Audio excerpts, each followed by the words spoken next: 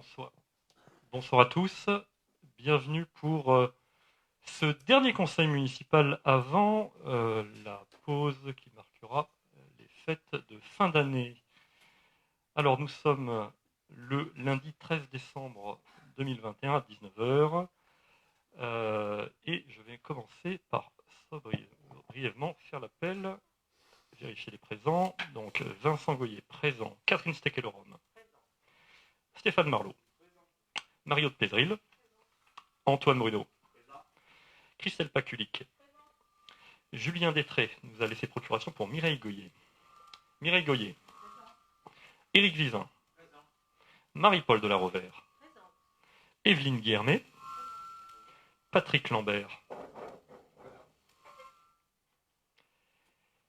Jérôme Adam nous a laissé procuration pour Madame Christelle Paculic. Frédéric Sabatier. Éric Barra nous a laissé procuration pour Stéphane Marlot. Malika Vivin. Sandrine Neg nous a laissé procuration pour Monsieur Bruno. Thierry Basali nous a laissé procuration pour Mario de Pézril. Et Franck Sultan, procuration pour Patrick Lambert. Magali Barbeau, procuration pour Marie-Paul de la Rovère. Sophie Lambert. Cindy Gauvin, procuration pour moi-même. Lucas Gély. Denis Barouero. Jean-Claude Mettel.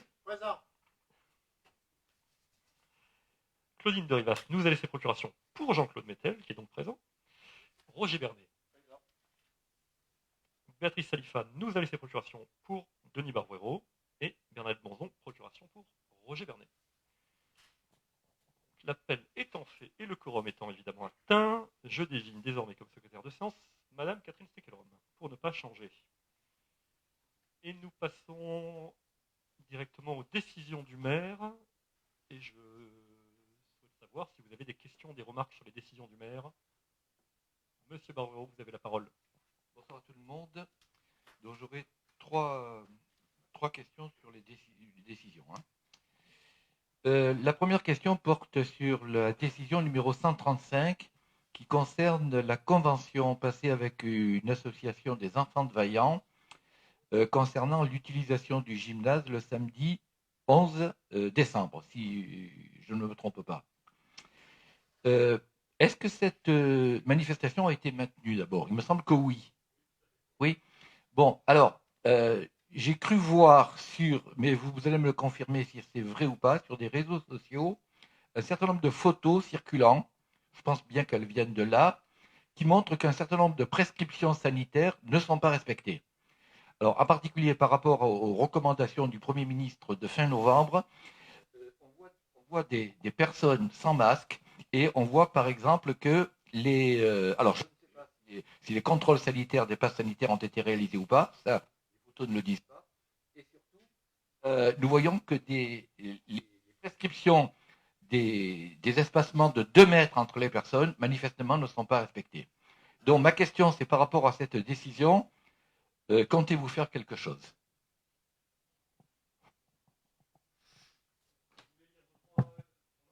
Je lis les 3 remarques si vous voulez. La deuxième question porte sur la décision numéro 136. Alors là aussi, il m'a été rapporté que, ça concerne le marché de Noël, il m'a été rapporté que, mais j'aimerais le vérifier, que cela n'aurait rien coûté à la commune. Or, quand nous lisons la convention qui a été passée, on voit que la commune avait en charge d'un certain nombre de frais, par exemple le gardiennage, l'électricité. Peut-être d'autres choses qui auront pu m'échapper. Dans ce cas-là, il me semblerait préférable à l'avenir, pour ce genre de manifestation, de passer par une délibération du conseil municipal, dès lors qu'il y a un coût pour la commune, plutôt qu'une simple décision du maire. Et ma troisième question va porter sur la délibération numéro 140, qui manifestement porte sur un conflit qui serait intervenu entre la commune et une personne qui est stagiaire, me semble-t-il. Le nom est cité, je ne sais pas si on peut le citer encore. Non, je ne le cite pas, alors je ne le cite pas.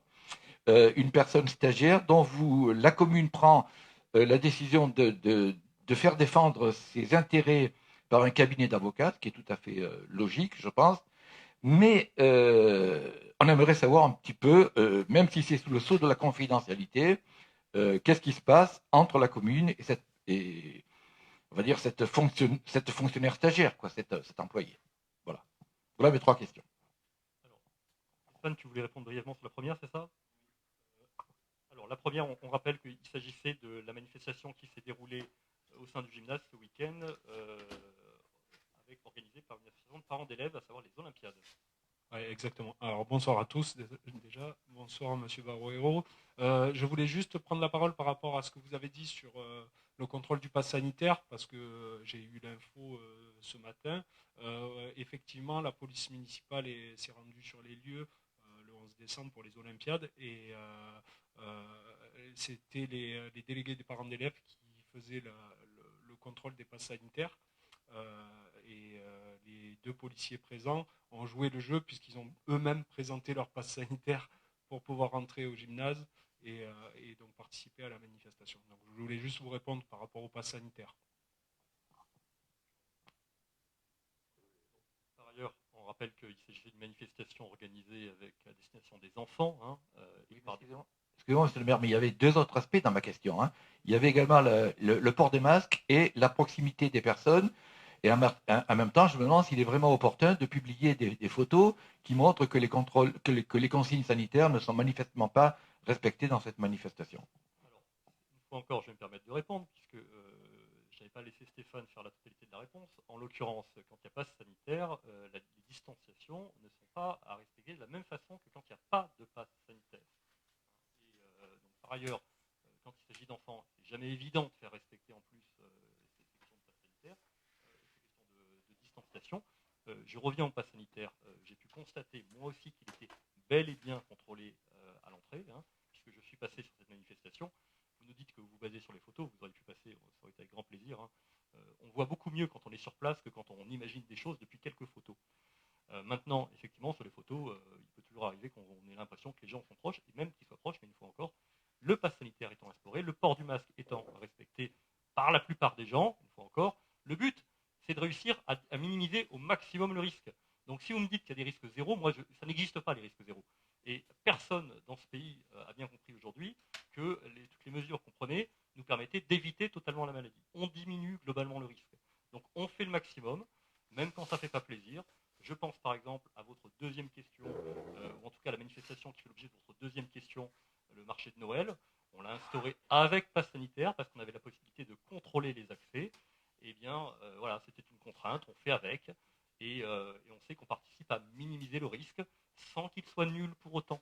Hein. Pour que le risque soit nul, il faudrait qu'on soit tous dans nos cercueils. C'est-à-dire qu'on ne vive plus, qu'on ne respire plus, qu'on ne bouge plus. Donc, on fait au mieux. Quand même, sur la deuxième question, parce que sur la deuxième question, sur la deuxième délibération, sur la deuxième décision, votre question portait sur le coût, et vous nous disiez, pour une décision, il aurait fallu passer en délibération parce qu'il y avait un coût. Alors j'appelle votre attention sur la toute première décision de ce soir, avec un contrat de prestation d'un stand photo. Il y a un coût pour la commune, puisque c'est un contrat de prestation de stand photo. Si on devait passer en délibération tout ce qui engage un coût, même minime, ce serait compliqué à organiser. Et on a des manifestations dont le rythme fait que, on ne peut pas attendre systématiquement les conseils municipaux.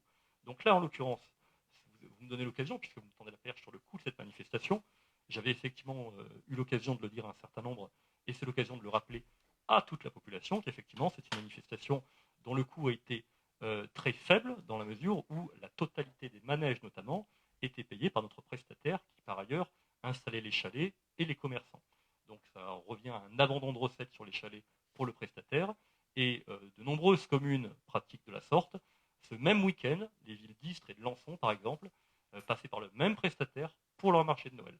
Donc c'est une formule qui est très utilisée, et je suis à peu près persuadé que ça passe également par décision dans ces communes-là. Je poursuis, je complète, je termine sur ce point-là, à savoir le seul coût qui restait effectivement à la charge de la commune, c'était évidemment le coût de l'électricité et des agents de sécurité qu'on a mis, notamment pour contrôler le pass sanitaire, monsieur Barouero. Troisième point, troisième décision, vous nous interpellez sur la désignation d'un cabinet d'avocats dans une affaire qui oppose effectivement la commune et un agent municipal. Simplement, il y a eu une décision concernant cet agent, une décision administrative qui est contestée par cet agent. Et à partir du moment où du coup on est dans du contentieux, je vais difficilement pouvoir entrer dans le détail parce que c'est pas le lieu. Mais voilà, on a un héritage à gérer, hein, puisque c'est un agent que vous avez embauché. On essaye de faire au mieux pour défendre les intérêts de la commune, dans le dialogue, mais parfois le dialogue ne permet pas tout. Et donc quand il y a un contentieux, eh bien, on se retrouve à défendre simplement les intérêts de la commune. Dans le cadre de ce conseil municipal public, je peux difficilement vous en dire plus sur le détail du contentieux. Voilà. En tout cas, je ne ferai pas plus de commentaires, là encore, pour défendre les intérêts de la commune, et je suis persuadé que vous le comprenez. Voilà pour mes réponses à vos questions, en espérant qu'à défaut de vous avoir peut-être convaincu, j'espère l'avoir fait au mieux, et en tout cas avoir répondu à vos questions. Pas d'autres questions sur ces décisions. Nous allons passer à l'approbation du procès-verbal du conseil municipal du 22 novembre 2021. Donc, je soumets à l'approbation du procès-verbal. Y a-t-il des remarques sur le procès-verbal? Monsieur Barbero. Alors, 2 remarques également là, sur ce procès-verbal. Sur la délibération numéro 75, qui concernait les diagnostics énergétiques, dossier présenté par M. Lambert, ici présent. Il s'agissait dans le dernier conseil municipal des bâtiments scolaires. Je me souviens avoir posé une question en demandant si c'était bien le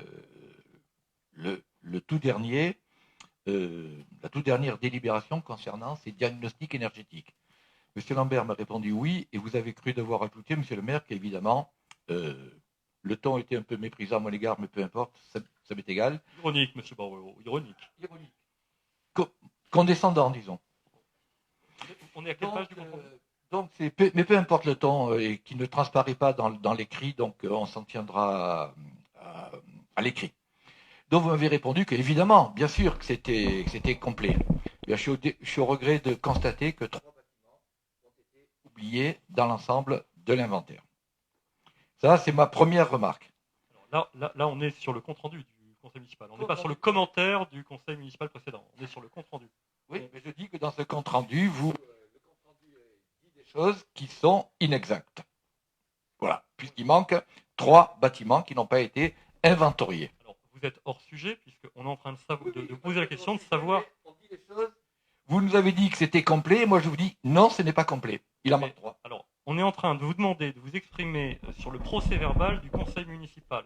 La question n'est pas de refaire les débats, mais de savoir si le procès-verbal correspond au conseil municipal tel qu'il s'est déroulé. Le procès-verbal correspond bien au conseil municipal tel qu'il s'est déroulé. Donc, je le soumets au vote. Avez-vous... Voilà. Oui. Voilà. Donc, le procès-verbal est soumis au vote, monsieur Barbero. Respectez un petit peu le conseil municipal. Mais je respecte tout le monde et j'aimerais qu'il en soit également... Avons-nous des votes contre sur ce procès-verbal? Non, attendez. Y a-t-il... Je soumets... Non, mais monsieur Barbero, vous n'avez pas l'air de comprendre ce que nous sommes en train de voter. On vous demande de voter un procès-verbal pour notamment indiquer s'il vous paraît bien conforme à ce qui s'est déroulé et non pas de faire des commentaires, parce que sinon on peut refaire tout le conseil municipal et c'est pas l'objet. Voilà, il a eu lieu, on a un procès-verbal, on vote sur le procès-verbal. Donc, on va y... Voilà. Donc vous faites ce que vous voulez, mais en tout cas on vous demande sur ce point de voter sur le procès-verbal. On ne votera pas. Et je vois qu'on est interdit de parole sur la deuxième question. Voilà. Bon, très bien. Non, mais il ne s'agit pas d'une question. Si vous avez une remarque sur le procès-verbal, tout va bien. Interdit de parole. Mais non, monsieur Barbero. Simplement, on constate que vous avez du mal à comprendre de quoi il retourne sur ce point. N'essayez pas de me donner la leçon. J'étais votre maître lorsque vous étiez encore élève. Alors arrêtez un peu avec... Vous n'avez jamais été mon professeur, en l'occurrence. Votre mémoire est défaillante, monsieur Barbero. Alors, je soumets au vote le procès-verbal. Y a-t-il des votes contre? Y a-t-il des abstentions? Des votes pour à la majorité. Et nous passons désormais à la suite du Conseil avec les différents points, et notamment au point numéro 1, le vote d'une avance sur subvention au CCAS pour l'exercice 2022.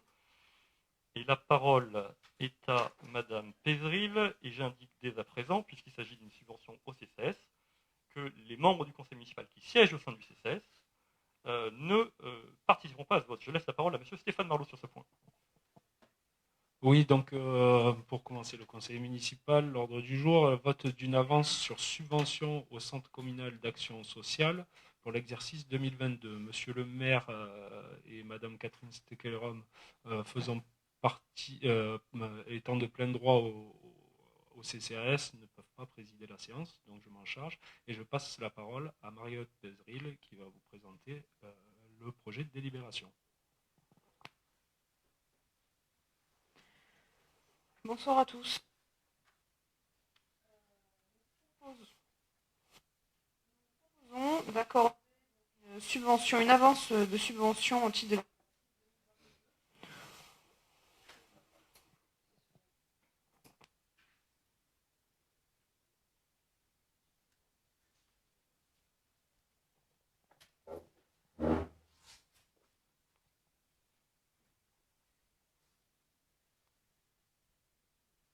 Bonsoir à tous. On commence. Donc, d'accorder une avance sur subvention donc, au titre de l'exercice 2022 au Centre communal d'action sociale pour un montant de 300 000 € afin de permettre le règlement des charges de début d'année avant que l'on puisse adopter le vote du budget primitif.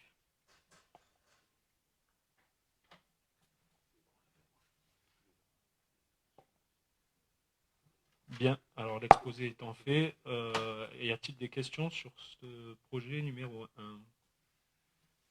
Pas de questions, très bien, nous pouvons procéder au vote. Qui est contre? Qui s'abstient? Qui est pour?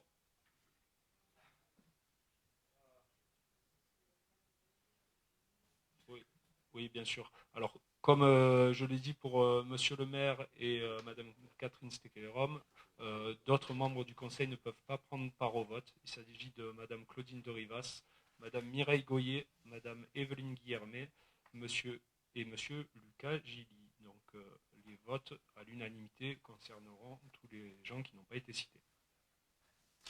Et je rends la parole à Monsieur le maire pour le reste du conseil. Alors, très bien pour ce premier point. Nous passons au deuxième point avec, toujours en matière financière, le vote d'une avance sur subvention pour l'association Football Club de Saint-Mittre-les-Remparts pour l'exercice 2022. Et je donne la parole à Marion Pézeril qui va beaucoup.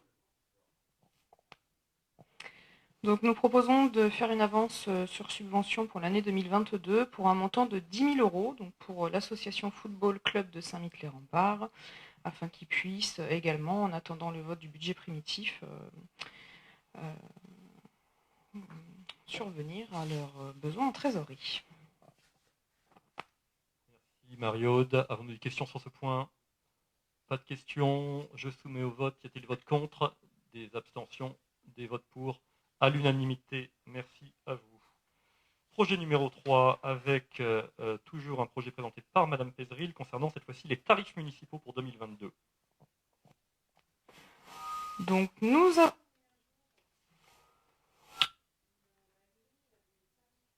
On ne m'entend plus, si c'est... 2022, 6 jointes. Nous avons voulu rassembler tous les tarifs dans un seul tableau pour que ce soit plus clair pour les habitants.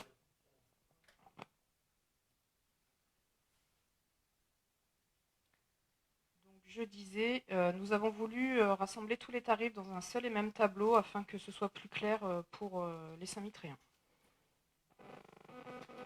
Je ne vais pas vous énumérer tous les tarifs, sinon nous allons y passer la soirée.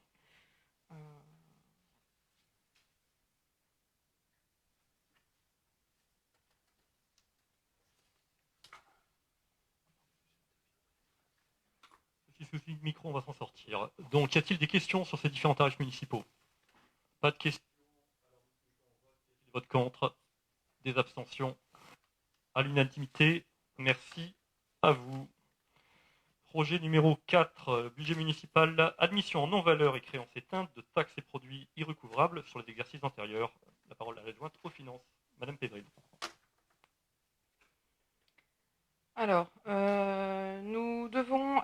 contre des titres en non-valeur et en créances éteintes et produits récouvrables à propos de titres de recettes qui ont été émis mais qui n'ont pas pu être recouvrés, malgré les poursuites engagées par monsieur le trésorier principal.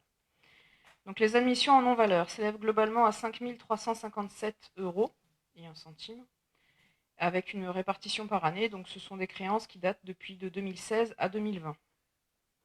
Ces créances correspondent à des factures de garderie de périscolaire ou extrascolaire, de restauration scolaire, de l'école municipale de musique, de taxes locales sur les publicités extérieures ou de fourrière de véhicules. Par ailleurs, d'autres créances sont réputées éteintes suite à l'insolvabilité des débiteurs. Donc, elles s'élèvent globalement à 4 904 € et 65 centimes et se répartissent donc pour l'année 2018 à 4 034 € et 2019 870 €. Ces créances correspondent à des factures de restauration scolaire et de taxes locales sur les publicités extérieures. Donc soit un montant total en admission en non-valeur de 5 357 € et de créances d'éteinte à 4 904 €.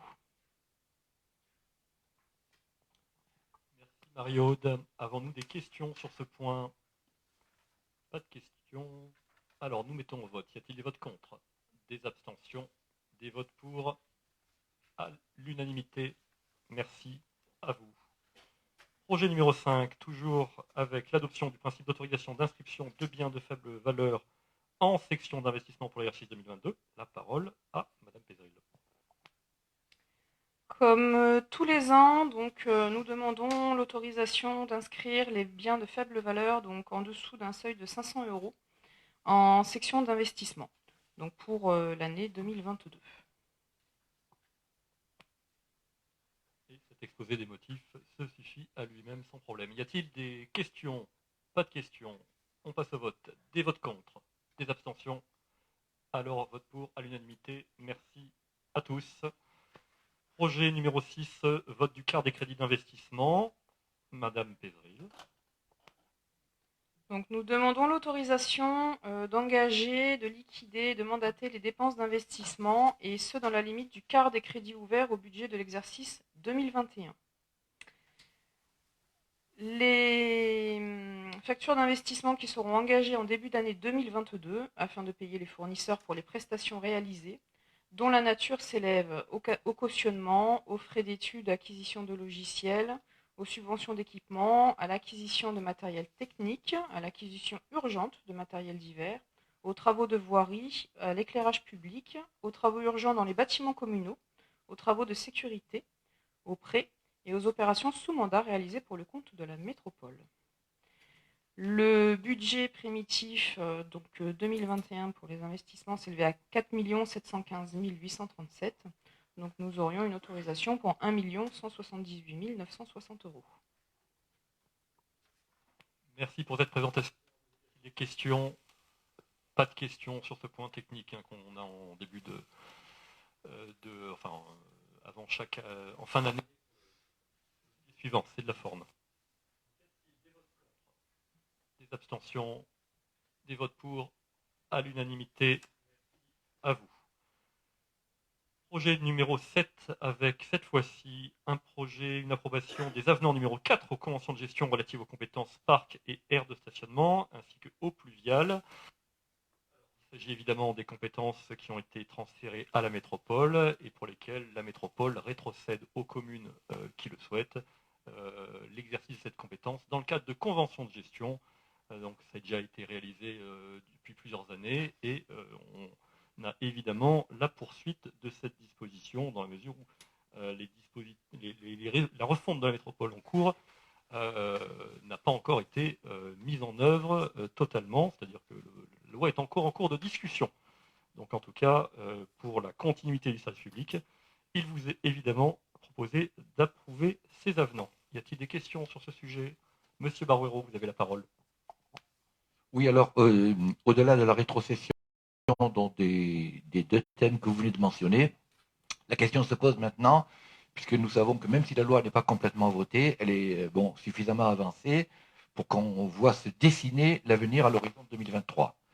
Est-ce que dans cette perspective qui va conclure probablement à la disparition des conseils de territoire. Est-ce que vous avez engagé vous-même une réflexion avec votre majorité concernant donc le nouveau mode de gouvernance, en particulier donc quelles seraient les retombées, est-ce que vous avez déjà envisagé quelles pourraient être les retombées pour la commune de Saint-Mitre? Alors, oui, évidemment qu'on y travaille et que récupérer des compétences que nous exerçons déjà dans le cadre de des avenants qui vous sont proposés et qui font l'objet de cette délibération ne nous pose aucun problème puisque nous l'exerçons, nous continuons toujours à l'exercer. Après, une fois encore, je veux bien que vous nous disiez que la loi, vous savez déjà ce que ça va donner. C'est un petit peu prématuré parce qu'il va s'agir encore de voir le détail de la façon dont les compétences restituées les unes à la métropole directement avec la disparition des conseils de territoire, les autres aux communes vont pouvoir être exercées. Donc il y a encore beaucoup d'interrogations dans toutes les communes et dans tous les conseils de territoire, dont l'intégration d'ailleurs était différente. Donc on n'est pas le conseil de territoire pour lequel les questions les plus complexes se posent. Le conseil du territoire de Marseille, le CT1, avait un dispositif beaucoup plus intégré que le nôtre. Donc nous, ça ne devrait pas nous poser trop de difficultés. Ça ne veut pas dire qu'il n'y a pas des questions qui vont se poser. Mais là, pour le coup, on est sorti largement du cadre de cette délibération, monsieur Baruero. Mais je comprends votre intérêt pour cette question. Mais à l'état actuel, on peut difficilement aller plus loin. Il va quand même falloir laisser d'abord la loi être réellement votée. Et ensuite, on aura effectivement un certain nombre de clects qui nous permettront de voir dans quel périmètre on se situe. Oui, bien sûr, si vous voulez prendre la parole. La perspective d'un droit de veto pour Marseille est de nature à vous inquiéter ou pas? La perspective, j'ai bien dit que ce n'était pas voté. Parce qu'il faut d'abord que ça passe au Sénat et ensuite qu'éventuellement ça revienne à l'Assemblée. Mais cette perspective-là qui a été envisagée. Alors, dans la mesure où il s'agit plus strictement des projets qui concernent la ville de Marseille, j'ai cru comprendre que le maire de Marseille n'était pas très satisfait de ce qui avait été voté. Donc finalement, tout le monde estime qu'on aurait dû aller plus loin et que voilà. Donc nous à Saint-Mitre, on n'est pas très inquiets de ce qui se passe à Marseille. Ils ont des débats souvent très marseillais, qui débordent souvent d'ailleurs dans le cadre des conseils métropolitains. Mais nous, ça ne devrait aucunement nous impacter sur ce droit de veto marseillais sur les projets marseillais. Bien, s'il n'y a pas d'autres questions, je vais soumettre au vote l'approbation de ces avenants. Y a-t-il des votes contre? Des abstentions? Des votes pour? À vous. Alors, projet numéro 8 avec la participation financière de la commune pour un voyage au ski organisé par le collège Alphonse Daudet à Istres. Et je donne la parole à l'adjointe en charge, Madame Mireille Goyer. Bonsoir à tous. Alors, il s'agit en fait de donner suite à un courrier de la principale du collège Daudet d'Istres où sont scolarisés la majorité de nos collégiens. Ce courrier date du 12 octobre 2021 et il a sollicité la commune pour participer au financement d'un séjour au ski, comme cela se fait depuis 26 ans, pour les élèves de 6e, pour certains élèves de 6e. À Super d'Évoluy, ce séjour aura lieu du 17 au 22 janvier 2022. Sur les enfants qui se sont inscrits à ce séjour, donc des enfants de 6e, il y a 25 élèves saint-mitréens. Et pour aider donc les familles à financer ce séjour, la commune propose une participation de 40 € par élève saint-mitréen. Et comme ils sont 25, ça porte donc notre participation à 1 000 €. Voilà. Merci pour cette présentation. Des questions sur cette délibération? Pas de questions. Je soumets au vote. Y a-t-il des votes contre? Alors, ouais. On a deux élus qui sont concernés par la délibération et qui m'avaient indiqué avant le conseil qu'ils ne prendraient pas part au vote. Pour cette raison, puisque leurs enfants font partie des enfants qui partiront au ski, les Vénards. Donc, je vais soumettre au vote. Y a-t-il des votes contre? Des abstentions? Des votes pour? À l'unanimité des votants. Merci à vous. Projet numéro 9, SIAS, avec cette fois-ci l'adoption de la convention cadre fixant la participation de la commune aux frais exceptionnels de portage de repas à domicile liés à l'épidémie de Covid-19. Je donne la parole à Catherine Steckelrom. Bonsoir à tous. Donc cette crise sanitaire a occasionné, dès le confinement généralisé de la population qui a été engagé en mars 2020, un besoin de livraison de repas à domicile pour les seniors résidant sur le territoire du pays de Martigues, dont la commune de Saint-Mitre-les-Remparts. Avec la fermeture à 2 reprises du restaurant municipal, des personnes âgées en difficulté ont dû avoir recours à ce portage de repas. Pour pouvoir répondre à cette demande, la commune de Saint-Mitre-les-Remparts a sollicité l'aide du service d'aide et d'accompagnement à domicile, le SAD, du Centre intercommunal d'action sociale, le CIAS. À compter du confinement national, toujours de mars 2020, et jusqu'au 30 septembre 2021, donc ce sont 1610 repas supplémentaires qui auront été servis aux seniors de la commune de Saint-Mitre, pour un coût moyen de repas s'élevant à 3,67 €, qui tient compte à la fois des moyens humains et matériels qui ont été consacrés. Il est ainsi demandé aux membres du conseil municipal d'approuver la convention cadre qui permet à la commune de contribuer aux frais supplémentaires engagés par le CIAS pour avoir fait face à cette situation exceptionnelle, pour un montant de 5 908,70 €. Merci Catherine pour cette présentation. Y a-t-il des questions? Monsieur Barrero, vous avez la parole. Oui, merci. Donc, indépendamment de cet aspect-là que nous allons naturellement soutenir et voter, ce que je déplore un petit peu, c'est que ce ne soit pas l'occasion d'élargir la question et le débat sur la question sanitaire de la commune de Saint-Mitre. Les uns et les autres, vous n'êtes pas sans ignorer que Saint-Mitre, actuellement, depuis plusieurs semaines, est actuellement pointée comme étant la commune la plus impactée d'un département qui lui-même, les Bouches-du-Rhône, qui lui-même est fortement impacté. Or, nous constatons que le plan communal de sécurité ne semble pas avoir été activé, et que les alertes à la population qui auraient dû être lancées, en particulier pour avoir une meilleure action de prévention, eh bien, sont restées un peu lettres mortes. Donc, nous déplorons que dans la situation actuelle, je répète que la commune de Saint-Mitre est la commune la plus impactée et de loin du département. Je déplore qu'il n'y ait pas de débat au conseil municipal et qu'on semble être face à une inertie, en particulier face aux personnes qui refusent la vaccination. Alors, beaucoup de choses sur votre intervention. D'abord, on remarquera quand même qu'on est du point qu'on vous demande de voter, mais on va quand même répondre à quelques éléments, et puis après on pourra passer au vote sur ce point important. Alors, pour mesurer la situation, il faudrait peut-être arrêter de se limiter en matière de participation à la vie municipale à regarder ce qui se passe sur Facebook, parce qu'à un moment, il faut aller voir sur le terrain.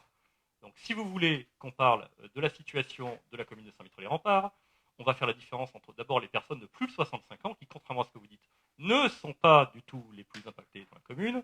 Et par contre, voilà. Voilà. Et ben moi, je vous parle des âges, parce que pour les personnes de plus de 65 ans, on est au contraire parmi les communes qui sont remarquablement exemplaires. Maintenant, s'agissant effectivement d'un chiffre qui concerne les moins de 65 ans, on est effectivement des taux importants, et en l'occurrence, on prend les mesures appropriées, et je vous rappelle que chacune des manifestations municipales fait l'objet d'une déclaration en préfecture, accompagnée d'un protocole en matière de sécurité et d'un protocole en matière sanitaire. Et si la préfecture avait eu un problème avec nos dispositifs municipaux sur nos participations, sur nos événements municipaux, elle n'aurait pas manqué de nous le faire remarquer, ce qui ne s'est jamais produit. Par ailleurs, donc vous n'ignorez pas non plus qu'on a un certain nombre d'établissements, des établissements dansants par exemple, qui ont été pointés, pas seulement à Saint-Mitre, mais plus globalement sur l'ensemble du territoire, comme des lieux où on pouvait avoir des taux de contamination plus importants. Et d'ailleurs, les discothèques viennent de fermer sur décision gouvernementale. Donc, il était effectivement, ça fait partie d'établissements qui ont conduit à des contaminations parmi la population des moins de 65 ans et même des moins de 35 ans qui fréquentent beaucoup ces établissements.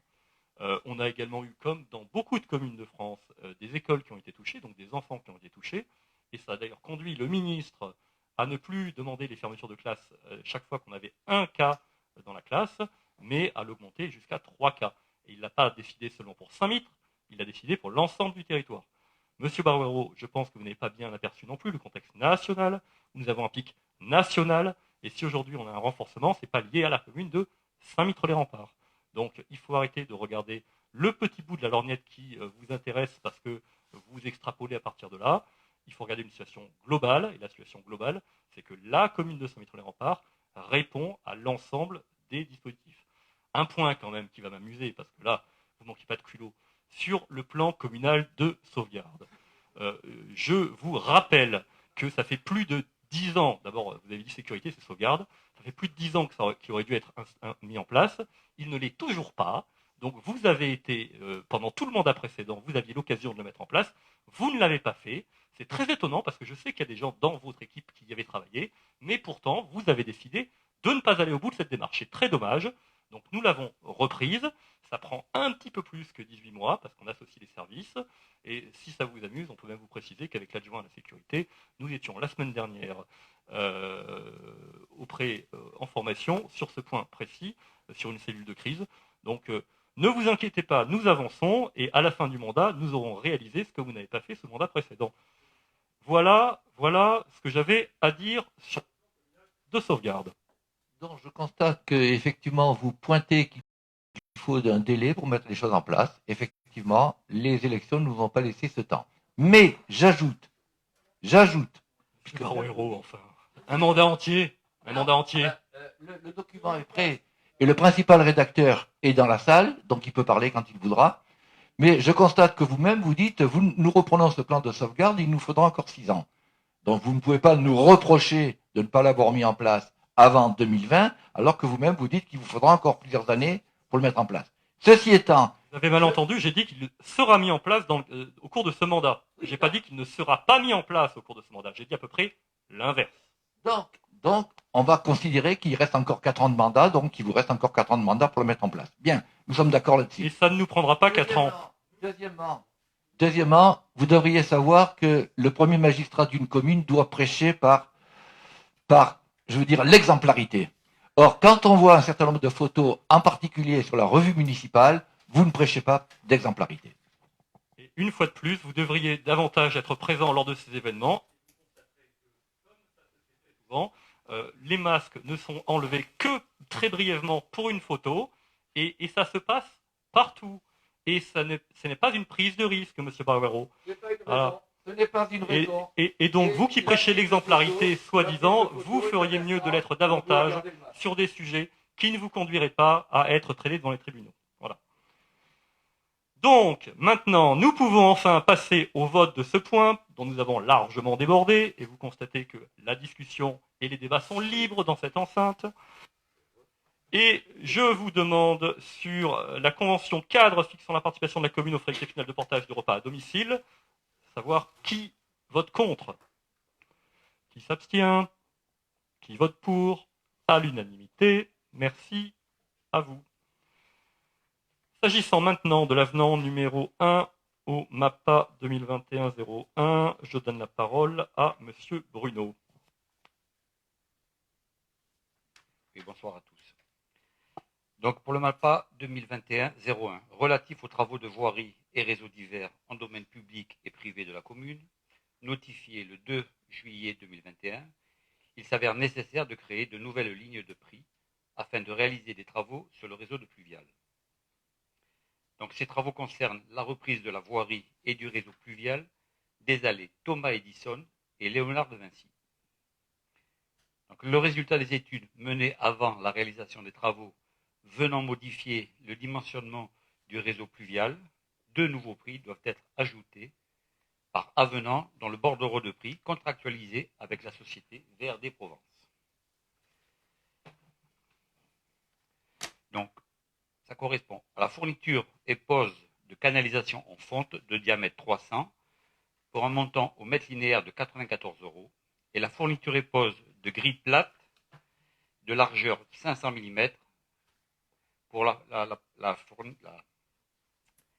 la somme de 496 € au mètre linéaire. Il est donc proposé aux membres du conseil municipal d'approuver l'avenant numéro 1 au MAPA 2021 et d'autoriser monsieur le maire à le signer. Merci.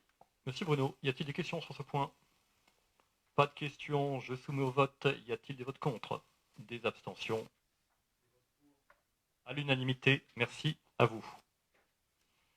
Alors, pour le point numéro 11, un point important avec la mise en place de la globale aux familles. Et je Goyer.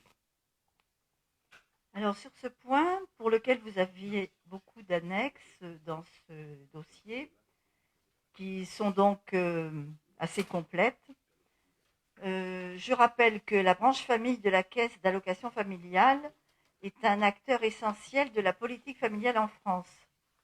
La CAF contribue à une offre globale de services aux familles. Basée sur un diagnostic partagé des besoins, l'action de la CAF s'inscrit dans une démarche territoriale et dans une dynamique de projet.